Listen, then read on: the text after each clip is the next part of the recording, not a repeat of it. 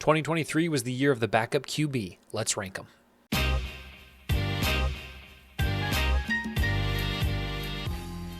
Welcome back to the Green Beans Go channel. It's your host, me. And the other day I saw this statistic pop up when I was watching a game that over 50 quarterbacks have started a game in the NFL this year. And it blew my mind. And so I thought, let me dive into some of these statistics, some of these players, and see who was the best backup of 2023. It feels annoying to always have to ask for you to hit the like and subscribe button, but if you do enjoy the content, it will help my channel grow if you continue to like, comment, subscribe, and even share this video with your friends and family.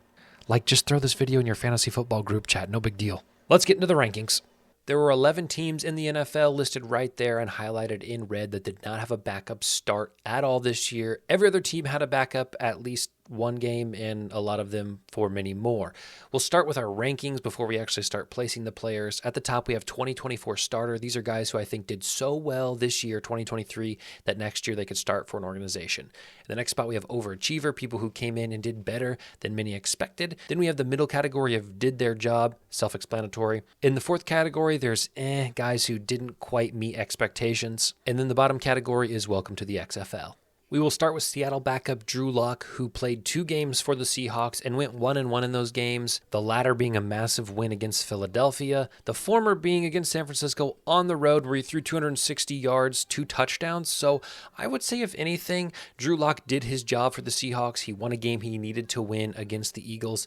He's closer to overachiever than he is but I think did their job is the correct category. The Chargers backup this year was Easton Stick, who has played in 4 games and unfortunately has lost all of them. I'm not going to put the blame totally on him. As you can see, their defense had struggled in a lot of those. However, in 3 of 4 of those games, he failed to throw a touchdown. I understand that Mike Williams and Keenan Allen have both been out, but I'm still not totally impressed with Easton Stick, so I will put him in the category. The Falcons backup this year is Taylor Heinicke, and I only watched the Colts game, and he looked pretty darn good. But I see now how that is a misrepresentation of his ability this year. 4 losses, all to teams that won't be in the playoffs. It's hard to make an argument for a guy who puts up those results against those teams. Taylor Heinicke, sorry, buddy. It's hard to talk backup QBs without mentioning Joshua Dobbs this year. Starts the season in Arizona as the backup, doesn't have a ton of success in terms of win-loss, but then gets traded to Minnesota and gets some wins, and his only losses are by a few points. And again, I get that he did his job, but something tells me that Joshua Dobbs, given his circumstances this year, belongs in the overachiever category. He definitely gave the Vikings a chance to make the playoffs this year, which is what they sought after when they traded for him. So I'll put Joshua Dobbs in the overachiever category. Keeping it with the Vikings, Nick Mullen came in for Joshua Dobbs during that pitiful Raiders game. And, you know, it's hard to sit here and say he overachieved or even did his job after losing the next 3 games after that Raiders game. His stats are okay in terms of yardage, but those turnovers, man, 6 total interceptions in those 3 games. I think if anything, we have to put Nick Mullens in did their job, but even that feels too generous. I'm going to put Nick Mullens as well in the category. Jiren Hall has only started and finished 1 game this year, and that was against the Packers. And in that game, they were trailing, and he only threw 10 passes. Bruh. Not a lot of data to go on, but I find that bizarre. I think it's too rude to put him in XFL, but I guess he has to be in the category. P.J. Walker started 3 games for the Browns in October and led them to a 2-1 record, narrowly. Today, Junior! Just barely losing to the Seahawks. And those 3 teams that he faced were all playoff potential teams. So I think we have to give P.J. Walker some credit here. I think the sample size is a little too small to call him an overachiever, and his stats aren't phenomenal, but he definitely did his job and put the Browns in position where Joe Flacco could take over and lead them to the playoffs. Joseph Flacco, January Joe. Are you kidding me? From the geriatric unit. I'm talking about Old Man Joe. 4 wins in 5 games. All 4 of those wins he threw for 300 yards or more. Are you kidding me? If he could build a time machine, he would be a 2024 starter next year. Like, he needs the time machine to go back in time to get younger and then play in 2024, which is forward. I understand that didn't make any sense. You know what I mean. The last Browns backup that got a start this year was Dorian Robinson, and my word, I mean, throwing over 70 times over 2 games and not cracking 170 yards is pretty bad. 3 people watching this video could do that in their pajamas. So I'm sorry, Dorian. XFL. The Bears started Tyson Bagent for 4 games. In those 4 games, he went 2-2. His stats don't necessarily jump off the page, but I don't know if in a Chicago Bears offense, a quarterback's stats, besides the rushing category, is typically going to jump off the page. So I think Tyson Bagent did enough for this team. Again, it wasn't flashy, but he did what he needed to do, and therefore I think Tyson Bagent did his job for the Bears. Tyrod Taylor had 2 legitimate starts for the Giants against Washington and against the Rams, and he split those games 1-1. His stats were okay, and he just narrowly missed beating the Rams, so he could have gone 2-0 as a starter for the Giants. The Giants needed a lot of help this year, and he did not have a ton around him, especially in the receiver position, one of the most young and underdeveloped receiver groups in the National Football League. So I feel for him a little bit, and I think it'd be too critical to put him in the category after going 1-1 against those teams. So we'll put him in did their job for Tyrod Taylor. Mitchell Trubisky started 4 games for the Steelers and didn't win a single one. He had more interceptions than he did touchdowns. And we've seen Mason Rudolph come in and do the complete opposite. So I'm not going to blame the team here. In fact, I'm going to blame Mitchell Trubisky. Now keep in mind, Mitchell Trubisky was a first-round pick, 2nd overall to Chicago. Inexcusable. Welcome to the XFL, buddy.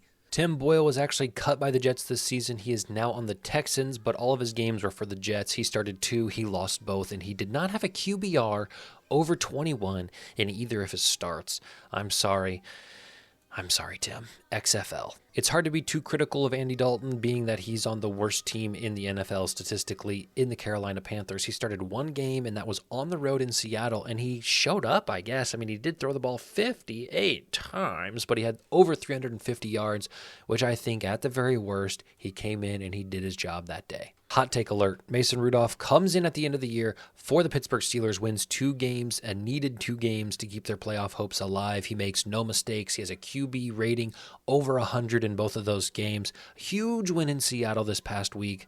I think if Mason Rudolph plays well this final week against Baltimore, he could make an argument for a 2024 starter at some of these teams. TJ Beathard probably never expected he would see the field this year, and he's only seen it late this season with Trevor Lawrence's shoulder injury. He's had 1 legitimate start, and he did win, although it was against the Carolina Panthers. His stats aren't great, but they didn't need to be. They ran the ball with Travis most of the game.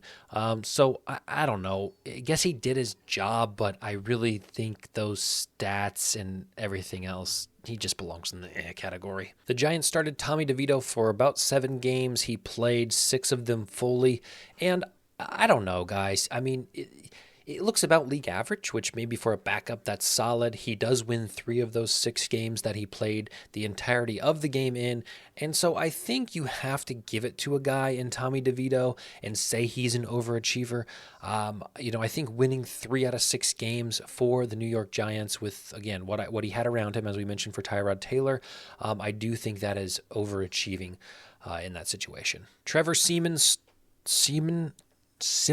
started 3 games for the New York Jets, and he won 1 of them, and it was by 2 points, and it was to the league worst passing defense in the Washington Commanders, where he threw it 50 times and still couldn't crack 250 yards. So, I don't know. It's between XFL and Trevor Seaman has been in the league long enough that I think he should know better. So, you know what?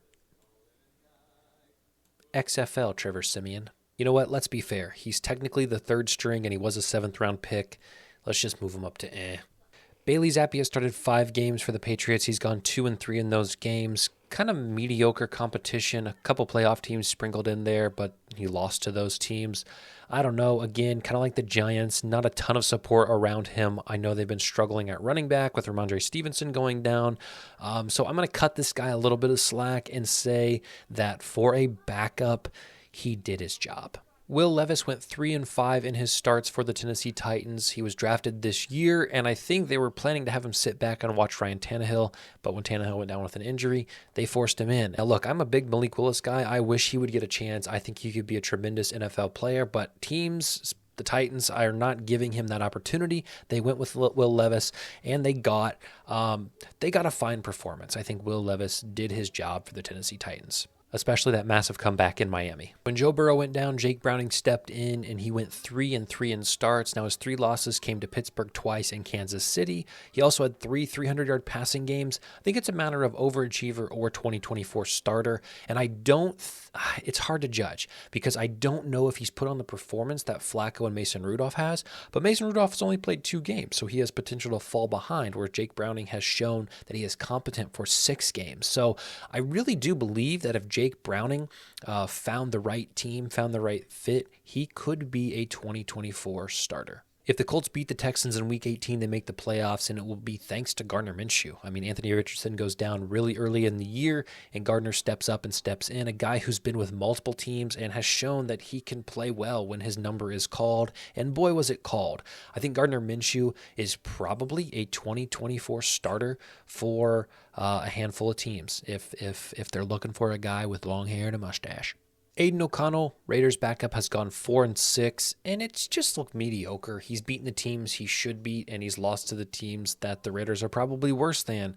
The only thing for him is he's surrounded by weapons. Devontae Adams, Jacoby Myers, Josh Jacobs, I think are all tremendous players, and he's had a little bit of a luxury that some of these backups haven't and hasn't done as much with them. So I think for Aiden OConnell, at the highest category we can put him in is did his job, but I could be convinced to slide him down to the category. Zack Wilson went 1-4 and starts with the Jets. No matter what happens, this guy just can't cross this hurdle. I don't know what it is. It could be the situation, but I really would have expected Aaron Rodgers to be fine with New York, whereas these backups are proving they are not. So Zack Wilson, just kind of an performance this year. Jacoby Brissett, a guy that we've seen start in the NFL for a number of seasons, back up to Sam Howell, and his sample size is incredibly small, and I actually don't think he started any of these games. But against the Jets, they were trailing by a significant margin. He was put in and led a little bit of a comeback, going 10 for 13. So I think we just have to put Jacoby Brissett and did his job for what little time he had to show off. We'll get one more chance to watch Jarrett Stidham play this week, Week 18. In his last game, he did win. Mediocre stats, just fine. But again, Russell Wilson's stats haven't been great with this team. And Russell Wilson is a potential MVP candidate some previous years, definitely Pro Bowl, Super Bowl guy. So if he can't do it, Jarrett Stidham, I mean, really? Are we expecting much out of him? So I'm going to say that Jarrett Stidham, in the one game he played, did his job, got a win against the Chargers, division opponent, in a game that didn't really matter. But I'll see what he does this week. So there is my list for this year. Actually, if you go over to tiermaker.com and search Green Means Go Sports, you'll see this list. If you want to make your own, fill it out. It is saved on there, so you're welcome to do that. As always, I have a TikTok if you want to follow me on there. Like and subscribe helps me grow. I appreciate you guys very, very much, and we'll see you on the next video.